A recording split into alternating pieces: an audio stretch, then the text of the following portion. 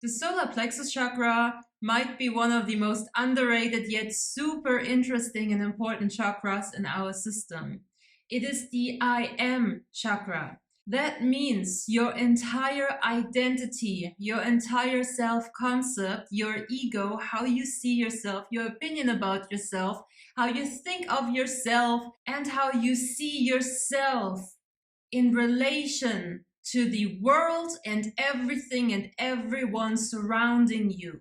In more anatomical terms, the solar plexus is located right here, right in the center of your body. And therefore it is linked to your stomach, to your diaphragm, to your respiratory system, and your upper digestive tract. However, because solar plexus is the I am chakra, it is also responsible for how you manifest physically in your human body. So it is linked to your skin, to your hair, to your nails, to your face, your eyelashes, your eyebrows, the way your mouth is shaped, your bone structure, your muscle and fat tissue, and also to even more individual things like how you dress, how you walk, how you talk, your spatial awareness or kinesthetic intelligence, your connection between your three bodies, the mental, the emotional, and well, the physical. And generally speaking, how you choose to carry yourself throughout your life. A lot of people are more focused on the heart chakra, believing that because it sits in the middle between the 7 chakras,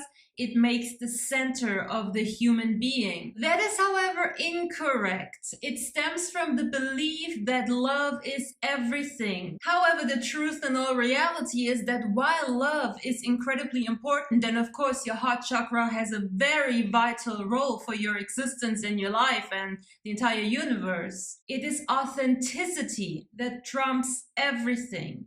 Your authentic self is what gets reflected back at you in your life. All the things I mentioned in the beginning, your self-concept, ego, opinion about yourself, the idea of who you are in relation to everything, is really what gets automatically manifested in your life experience. And all of this boils down to the solar plexus chakra. So while we need to work on the health of all of our chakras and all our anatomic systems, it is definitely worth mentioning that the solar plexus is the one powerhouse that takes over for other chakras if they are out of whack or compromised. Let's take finances, money, safety, and a sense of security as an example. Generally, this topic belongs to the root chakra, which is responsible for our three-dimensional experience, all the tangible things in life. While this is very much true, we need to understand that without our given definition,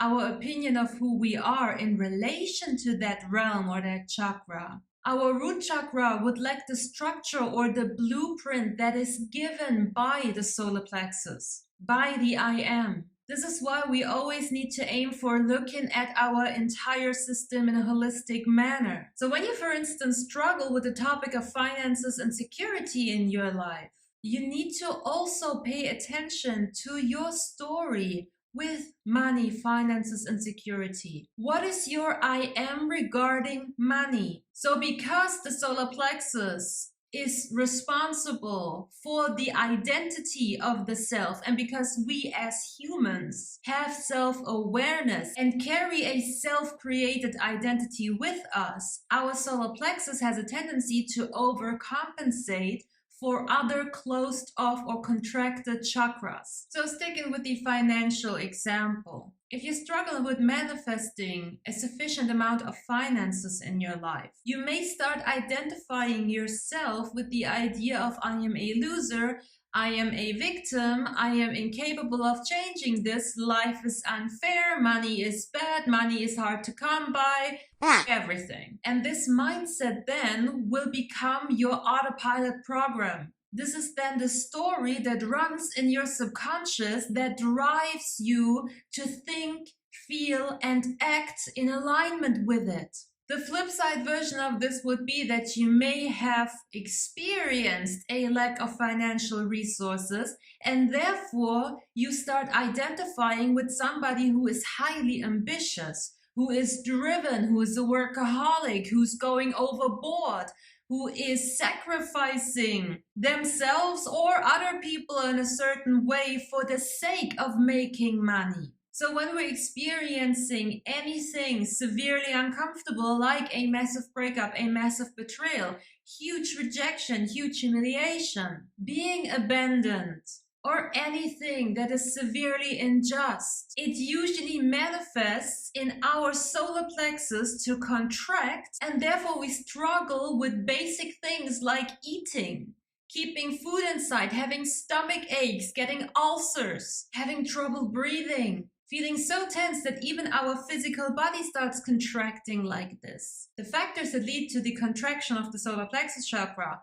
are any experiences that make us question or challenge our identity. In the realm of our 6 core wounds, the 2 biggest ones corresponding with the solar plexus is humiliation and rejection. So how do we open our solar plexus chakra and make sure it runs smoothly and steadily without overcompensating for the other chakras? Well, of course, we need to look at our entire system holistically again. So we need to work on each individual chakra to make it as open and as balanced as humanly possible so that our solar plexus can take a chill pill. But for the solar plexus chakra specifically to open up, we need to get clear on who the hell we are.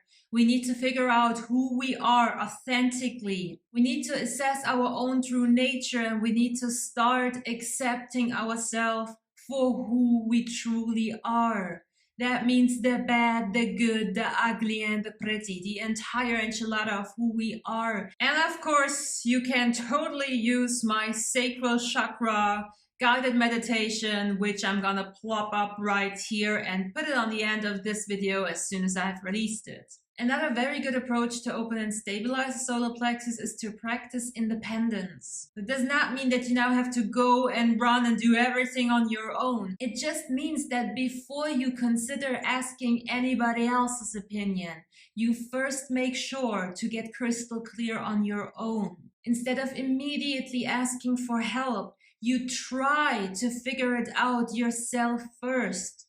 You have to give yourself a chance to be independent. Of course, with the knowledge that you do have a safety net and that there are other people out there who are willing and able to help and guide you. It is also very important that once you have determined that you like something, you do not allow others to sway your opinion of that. That does not mean that you close yourself off and reject every opportunity or opinion from the outside. You can still consider them. And if they do add value, then you're always free to take them on or test them out. But you need to know that if you like something, your opinion, you liking that something is what matters, not what other people think about the thing or about you liking it. You should also try your best to stop justifying yourself. It does not mean that you need to be rude or cold or walk over people or step on their toes. It just means that if you decided something is for you and you know why you feel that way, you do not have to be apologetic or justify it for anyone who may not get it. And of course, there are also very easy practices, everyday things. Take care of yourself. Take care of your appearance. Make sure that you like what you see when you look in the mirror. You don't have to be perfect. You just have to like yourself.